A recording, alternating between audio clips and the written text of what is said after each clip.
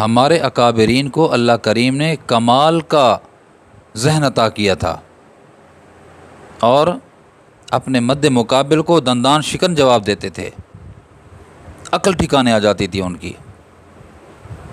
کلکتہ میں حضرت شاہ اسماعیل شہید رحمہ اللہ کو ایک ملحد نے کہا کہ حضرت غور کیا ہے، غور کرنے کے بعد میں اس نتیجے پہ پہنچا ہوں کہ جو داڑھی ہے نا یہ خلاف فطرت ہے، داڑھی خلاف فطرت ہے۔ وہ کیوں خلاف فطرت کیوں ہے؟ کہا وجہ یہ ہے کہ ماں کے پیٹ سے جب بندہ پیدا ہوتا ہے تو اس کے چہرے پہ داڑھی نہیں ہوتی، اگر فطرت کے ساتھ ہوتی تو داڑھی ہوتی جب بچہ ماں کے پیٹ سے نکلا ہے۔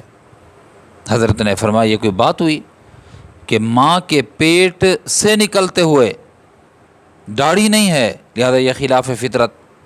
اگر یہ دلیل ہے تمہاری تو پھر جو دانت ہیں نا یہ بھی توڑوا دو، دانت اپنے توڑوا دو، یہ بھی خلاف فطرت ہیں۔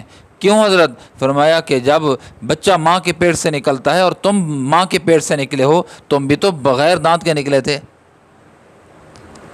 تو اللہ کریم اہل علم کو، نیک لوگوں کو کہ حافظے کو اللہ ایسا قوی کر دیتے ہیں، ایسا مضبوط کر دیتے ہیں کہ دشمن ان کے سامنے کھڑا نہیں ہو سکتا۔ اللہ کی تائید اور اللہ کی مدد اور نصرت شامل حال ہو جاتی ہے۔ کیوں؟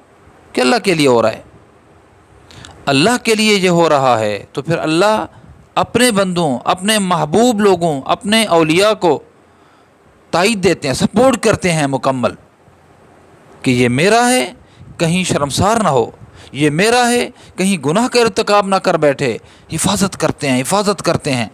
اور جب کہیں ملحد کافر یا کسی ایسے جو اسلام کے خلاف کام کرنے والے لوگ ہیں ان کے خلاف جب ٹکر ہو جاتی ہے تو اللہ کی جو پوری مدد اور نصرت ہوتی ہے وہ اپنے اولیاء کے ساتھ ہوتی ہے، نیک لوگوں کے ساتھ ہوتی ہے۔ تو پھر جہاں پر ان کو جواب دیتے ہیں نا تو وہ مسکت اور دندان شکن جواب دیتے ہیں کہ وہ پرلا آدمی جو ہوتا ہے اس کے پاس ماننے کے علاوہ یا شرمساری کے علاوہ کوئی اور چارہ کار ہی نہیں ہوتا۔